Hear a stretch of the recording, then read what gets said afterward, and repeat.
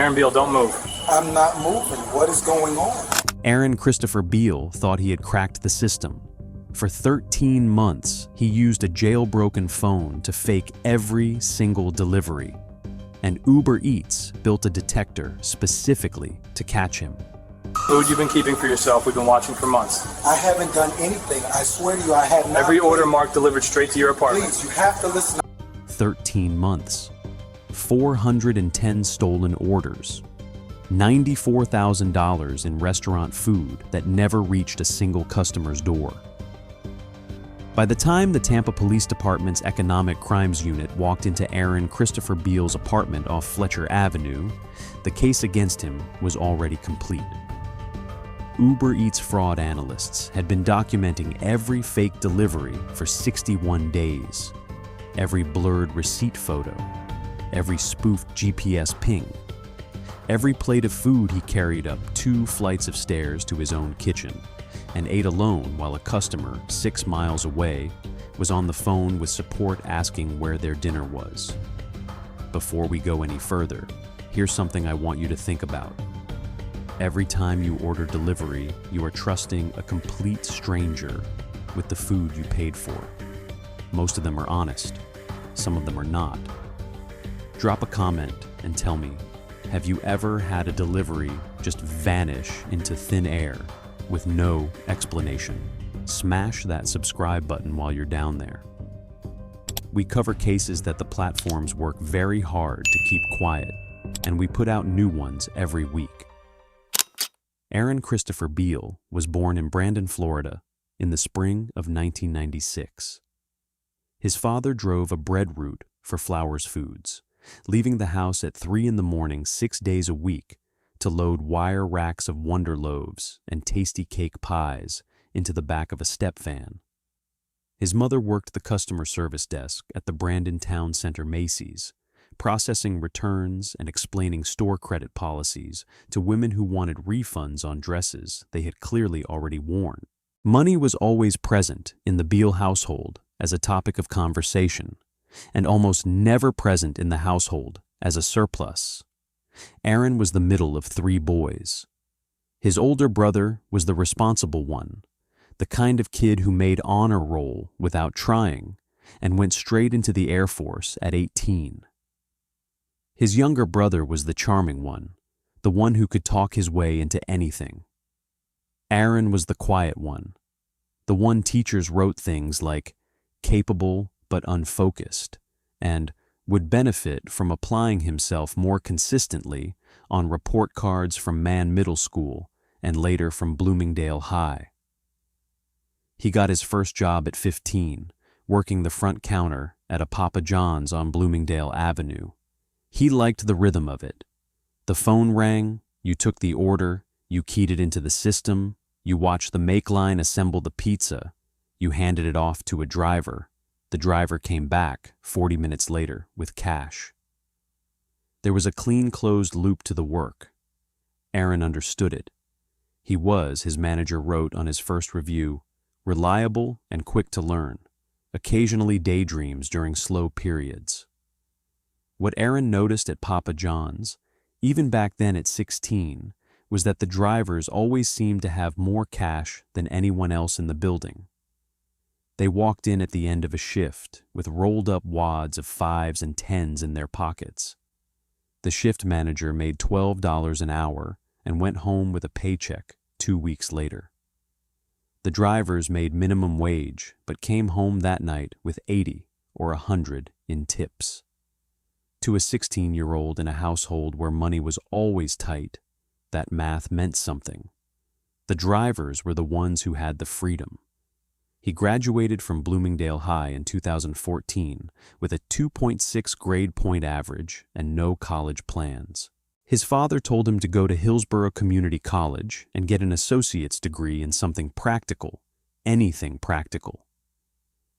Aaron enrolled in the HVAC program in the fall of 2014 and dropped out by the spring of 2015 after failing 2 of his 3 courses.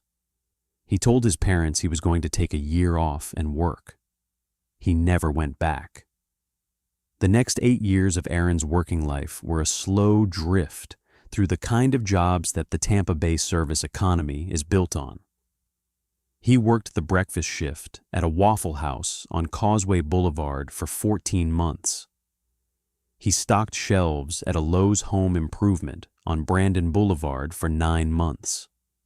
He drove a tow truck for a guy named Mickey, who ran a one-truck operation out of a gravel lot behind a transmission shop. He worked at an Amazon delivery station in Plant City for almost 2 years, scanning packages onto the right vans before the drivers left at dawn. None of the jobs paid more than $15 an hour. None of them came with health insurance that he could actually afford after the premium came out of his check. None of them gave him the kind of life his older brother was building on a staff sergeant's salary, or his younger brother was building selling cars at the Brandon Honda dealership. Aaron rented a one-bedroom apartment in a complex called The Crossings on Fletcher Avenue, paid $1,100 a month for it, and drove a 2014 Hyundai Elantra with 170,000 miles on it. In the late summer of 2022, Aaron downloaded the Uber Eats driver app onto his phone. He had been thinking about it for months. A guy he played pickup basketball with at the Brandon Sportsplex on Sundays drove for both Uber Eats and DoorDash, working 40 hours a week between the two platforms, and claimed he was clearing $1,400 a week after gas.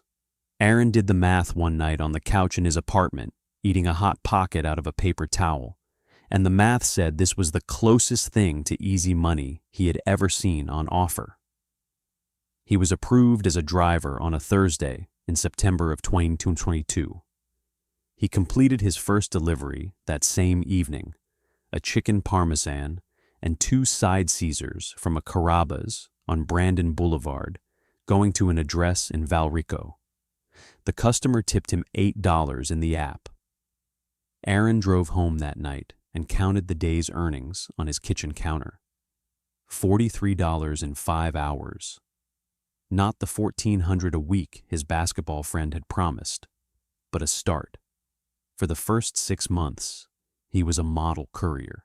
His acceptance rate stayed above 80%. His on-time rate hovered around 95%. His customer rating sat at 4.91 out of 5 Pinot Sours. He worked 5 and 6 days a week, 14 hours on Saturdays and Sundays during the football rush, and he was bringing home somewhere between $800 and $900 a week after the cost of gas and the wear and tear on the Elantra. It wasn't $1,400, but it was more than the Lowe's job had paid him, and the hours were his own. Uber Eats, by the time Aaron joined it as a courier, was a machine that processed roughly 2.5 million orders a day across the United States. The platform's promise to customers was straightforward. You opened the app on your phone, you picked a restaurant, you placed an order, you paid for it with a card on file, and within 45 minutes a person you had never met would walk it to your front door and leave it on your welcome mat. The entire system rested on 3 points of trust. The restaurant had to actually make the food. The driver had to actually pick it up. The driver had to actually deliver it. Uber Eats sat in the middle as a routing engine, a payment processor, and a customer service layer, but the platform itself never touched the food. The food existed in the physical world. The verification of the food's journey existed entirely as data points on a server in a building in California. To prove that the driver had actually picked up the order, Uber Eats required a photograph of the receipt at the restaurant. The driver opened the app, tapped a button labeled Verify Pickup, and the phone's camera activated. The driver was supposed to point the camera at the order receipt stapled to the bag and take a clear, readable photo. The app then logged the photo, time-stamped it, and released the driver to the delivery leg of the trip. To prove that the driver had actually delivered the order, the platform relied on 2 things: The first was the driver's GPS location. The phone's location services had to confirm that the driver was within a certain radius of the delivery address, usually about 150 feet, before the driver could mark the order as delivered. The second was a photograph at the door, in cases where the customer had requested contactless delivery, which by 2023 was the default for the majority of orders. The vulnerability in this system was something the engineers at Uber Eats had been quietly fighting for years. The photograph at pickup could be deliberately blurred. A driver who held the phone wrong, or shook it slightly, or pointed it at the receipt from a bad angle, could produce a photo that satisfied the algorithm's basic requirement of a photograph exists, without actually being readable. If anyone later tried to verify which order the driver had picked up, the photo would be useless, and the GPS location at delivery could be faked. There were two main methods. The crude method was to drive near the customer's address, mark the order delivered while still in the car at the curb, and then drive away with the food.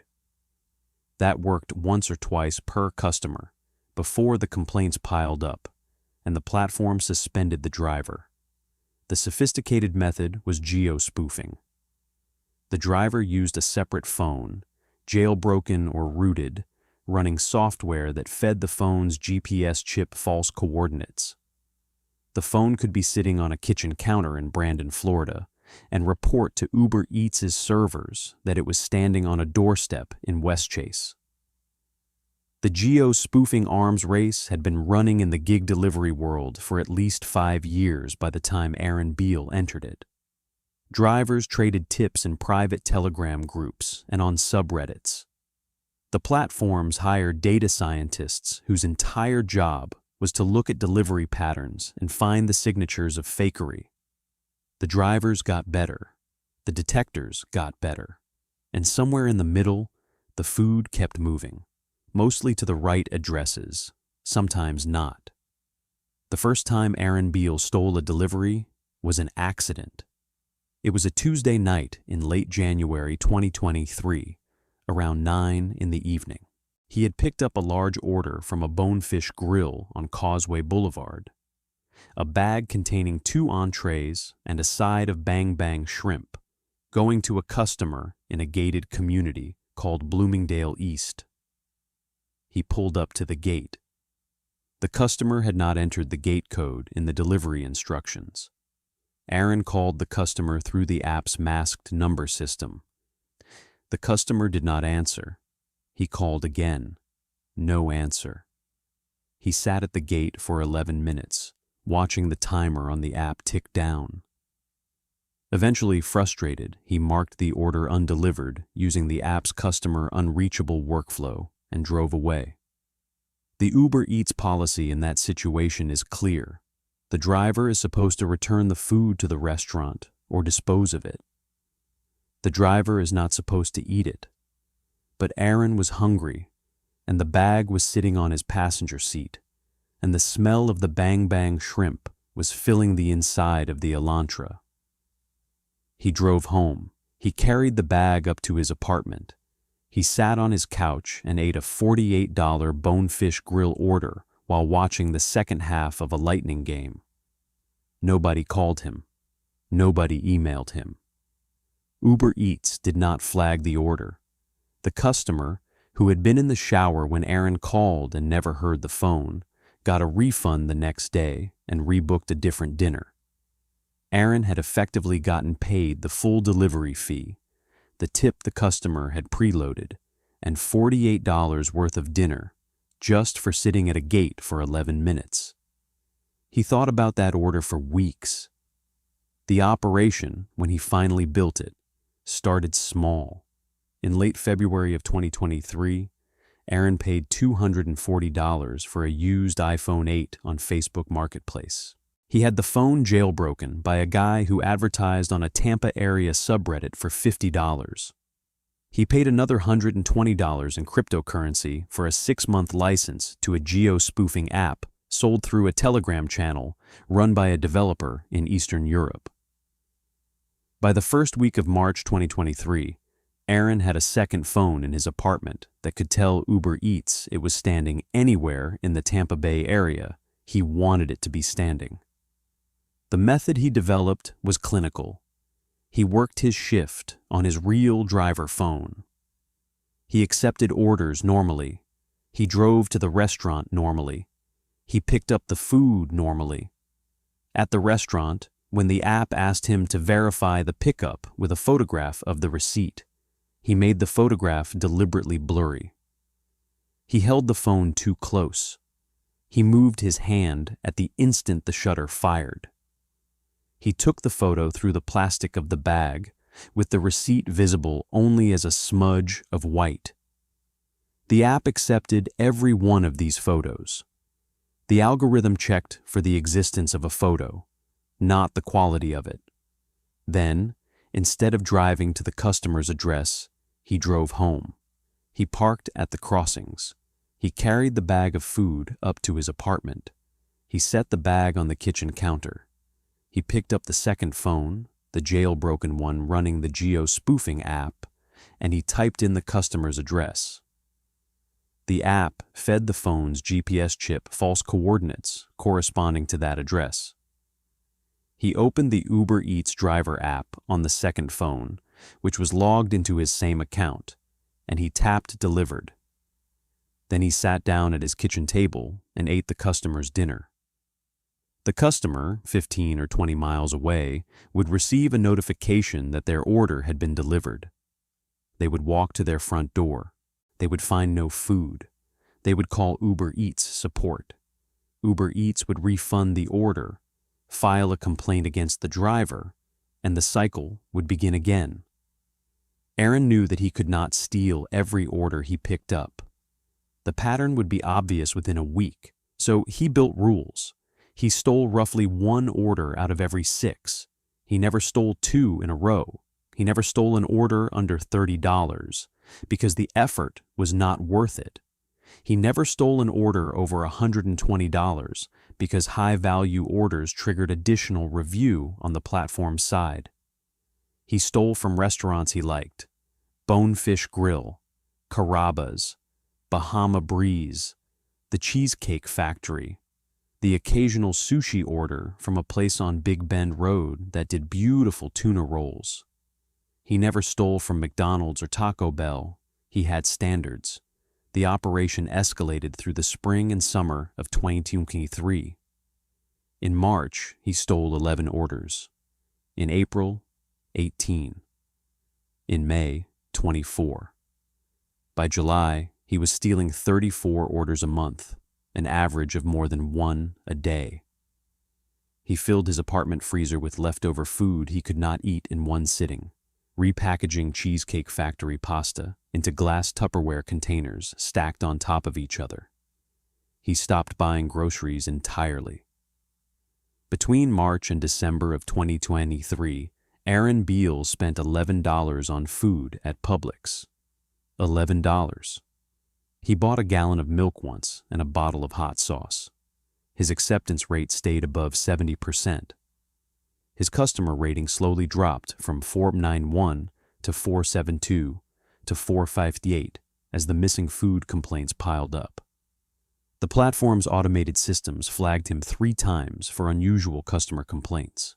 Each time, a human reviewer looked at his account, saw the blurry pickup photos, saw the GPS data showing him at the delivery addresses, and concluded that the customers were probably either lying or had bad neighbors stealing their porch food. The reviewers cleared him. The reviewers had no way to know, looking at any individual order, that the GPS data was fake. There were warning signs that Aaron, in hindsight, should have seen. In August of 2023, a customer named Brittany Holcomb sent him a long, profane direct message through the platform's customer driver chat, accusing him by name of stealing her food. She had pulled up the doorbell camera footage from her front porch, and there was no driver, no car, no delivery. Aaron did not respond. The message was eventually flagged by Uber Eats' chat moderation system, and a support agent reached out to Brittany to offer her a refund. nobody at the platform connected her complaint to the systemic pattern.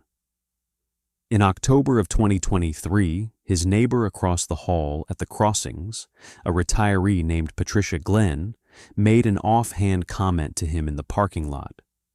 She said she always knew when he was home because of all the food smells coming out of his apartment.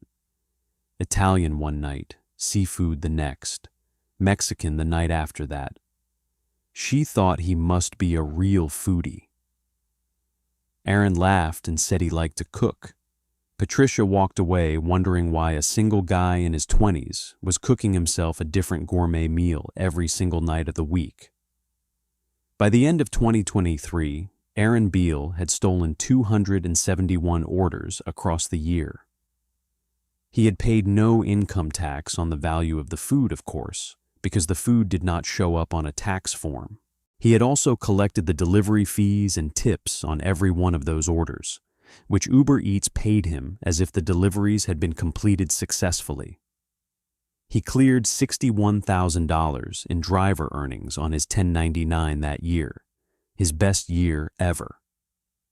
He also ate, by his own later estimates, somewhere around $55,000 worth of restaurant food.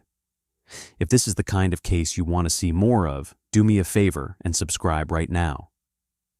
We dig into the gig economy fraud cases that the big platforms work very hard to keep out of the news, because every time one of these gets reported, the next guy in line just learns from the mistakes. Leave a comment and let me know whether you think 4 years is enough time for $94,000 in theft, or whether he should have gotten more. The catalyst came from a place Aaron Beale never knew existed. In a 5th-floor office in a glass building in downtown San Francisco, Uber's Trust and Safety Division ran a team called Marketplace Integrity. Within that team was a subgroup of 12 data scientists whose entire job was to identify driver fraud patterns at scale. They did not look at individual orders. They looked at hundreds of millions of orders at once, running statistical models against the entire global delivery dataset to identify signatures that no single human reviewer would ever notice. In late 2023, one of those data scientists, a woman in her early 30s named Priya, was working on a problem related to GPS data quality. She had noticed, in a sample of orders from the Southeast United States, that a tiny fraction of deliveries showed an anomaly in their location pings. Real GPS data, when a driver moves from a restaurant to a customer's house, produces a smooth curve. The phone reports coordinates every few seconds, and the coordinates change incrementally as the driver walks or drives. Acceleration is smooth, deceleration is smooth. The transitions between latitude and longitude readings look like a continuous line on a graph. In a small number of orders, the curve was not smooth. The phone reported coordinates near the restaurant. Then, in the span of 0.2 seconds, the phone reported coordinates near the customer's house, several miles away. Then, 2 seconds after the delivery was marked complete, the phone reported coordinates back near the restaurant area, or near a residential address that did not match anything on the order. The phone had teleported. No real phone, in a real car, driven by a real driver, can teleport. Geo-spoofing software, on the other hand, switches the reported coordinates instantly. That instant switch was a signature. Priya built a detector that looked for that signature across the entire Uber Eats global driver base. The detector ran for the first time in the second week of February 2024. It flagged 843 driver accounts worldwide. One of them was Aaron Christopher Beale of Brandon, Florida. The Marketplace Integrity team pulled his account history. They saw 410 orders over 13 months where the GPS signature matched the teleportation pattern.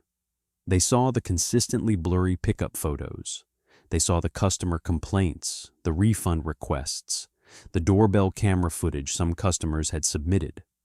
They saw a single residential address in Brandon, Florida, that came up over and over in the spoofed coordinates between deliveries, a place his phone returned to almost every time.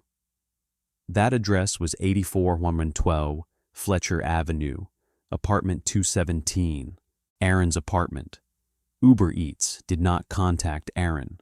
They did not suspend his account. They quietly built a complete file on him over the next 61 days, watching him steal another 48 orders in real time, documenting everyone. Then, in mid-April of 2024, they handed the file to the Tampa Police Department's Economic Crimes Unit. Detective Lorraine Castile of the Tampa Police Department's Economic Crimes Unit had been investigating gig economy fraud for 3 years by the time the Uber Eats file landed on her desk in April of 2024. She had seen DoorDash drivers running similar schemes. She had seen Instacart shoppers who pocketed groceries. She had even seen a Grubhub driver in St. Petersburg who had built an entire pipeline of stolen orders to resell at a flea market on Saturdays. What made the Beale file different was the scale of the documentation. Uber Eats had handed her a 410-order spreadsheet with timestamps, GPS coordinates, photographs of every blurry receipt, and customer complaint records. She started small. She picked 12 of the 410 stolen orders at random and contacted the customers. Every single one of them remembered. One was a single mother in Riverview who had ordered a 40th birthday dinner for herself after putting her 3 kids to bed, a $68 order from Carrabba's that never arrived. She had cried on the phone with Uber Eats support. The refund had taken 5 days. By the time it cleared, her birthday was over. Another was a man named Greg Hollis in Westchase, a hospice nurse who had ordered breakfast for his entire shift after a long overnight with a patient who had died in the early morning hours. He had spent $94 at a First Watch, and the food never came. He had eaten a granola bar at the nursing station instead. "I just wanted my team to have a hot breakfast," he told Castile. "It was the worst morning of the year for us, and the food never came." Castile pulled the GPS data herself with a subpoena to Uber's legal team. She compared it to the cell tower data from Aaron's personal cell phone, which she pulled with a separate subpoena to his carrier. On every one of the 410 flagged orders, the personal cell phone was sitting at Aaron's home address. The personal cell phone could not have been at 2 places at once.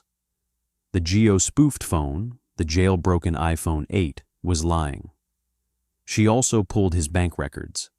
Between October 2022 and February 2024, his deposits from Uber Eats totaled $91,400. His grocery spending at Publix and Winn-Dixie across the same 16 months totaled $327. The math was its own kind of confession. A grown man who lived alone and ate 7 days a week could not survive on $327 of grocery food across 16 months unless he was getting his food somewhere else. Detective Castile obtained a search warrant on April 24, 2024. She executed it on the morning of April 26th. At 6:47 in the morning on Friday, April 26, 2024, 4 Tampa police officers and Detective Castile walked up the exterior stairs of Building 4 at the Crossings apartment complex on Fletcher Avenue. Aaron Beale was asleep on his couch. He had worked a late shift the night before, picking up a Cheesecake Factory order at 11 p.m. and eating most of it at midnight before falling asleep with the television on. The knock came in 3 sharp beats. Aaron opened the door in basketball shorts and a faded Lightning t-shirt, holding a half-empty bottle of Gatorade. "Are you Aaron Christopher Beale?" Yeah, that's me. What's going on?" We have a warrant to search this residence. Step out into the hallway for me, please. Aaron stepped out. One of the officers walked him to the wall at the end of the hallway and patted him down. The other three entered the apartment with Castile.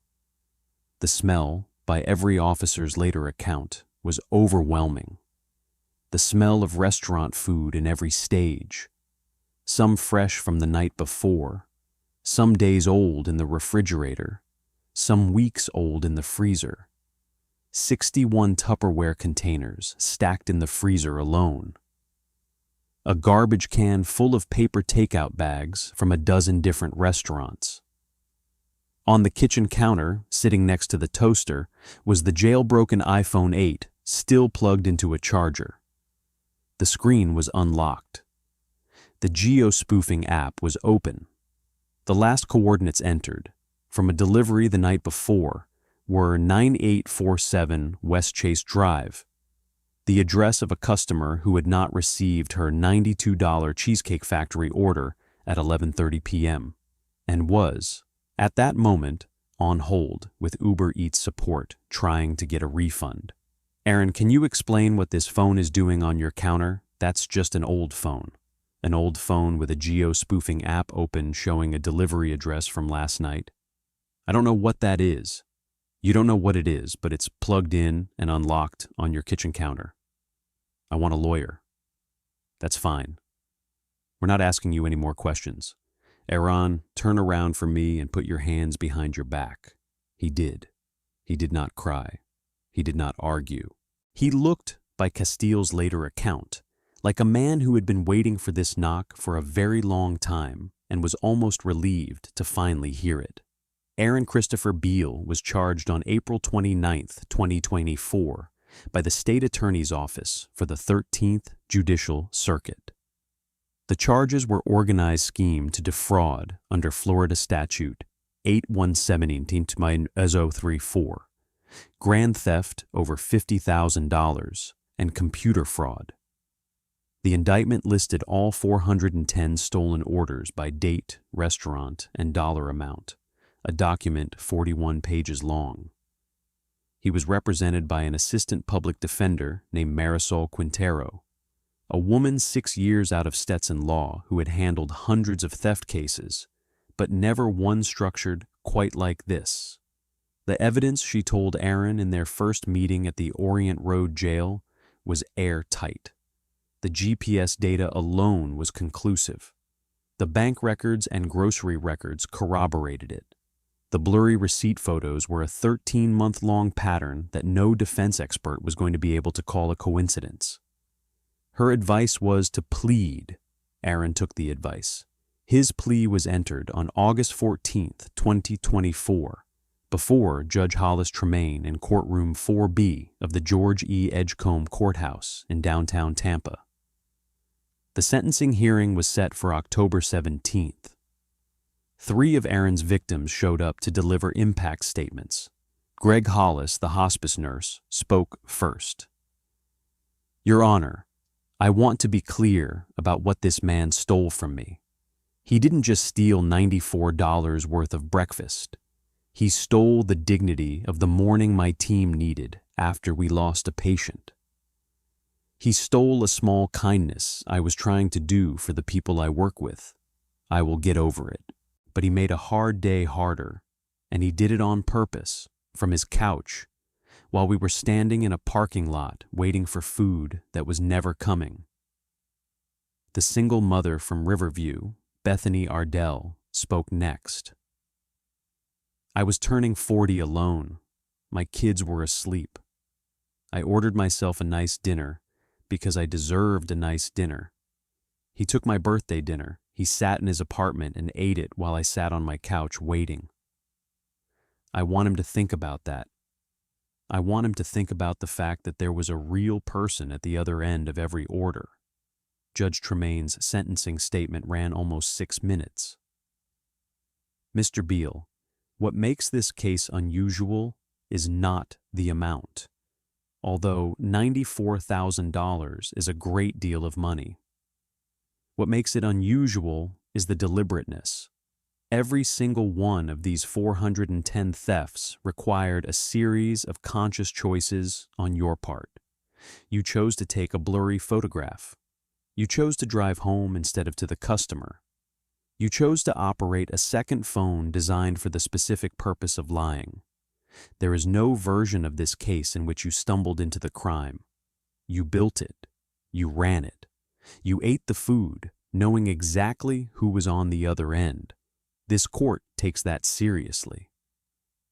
The sentence was 4 years in the Florida Department of Corrections, followed by 6 years of probation and full restitution of $94,000 to be paid jointly to Uber Eats and through Uber Eats to the affected customers.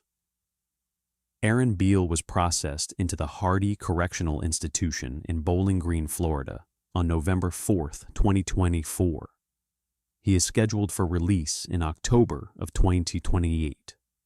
Uber Eats permanently banned him from the platform on the day of his arrest. The Marketplace Integrity Team's geo-spoofing detector remains in production. In the 18 months following Aaron Beale's case, the same detector has flagged more than 4,000 additional driver accounts around the world. The arms race continues. This case was strange, but the case on the right side of your screen right now might be the most outrageous gig economy fraud we have ever covered. Click it.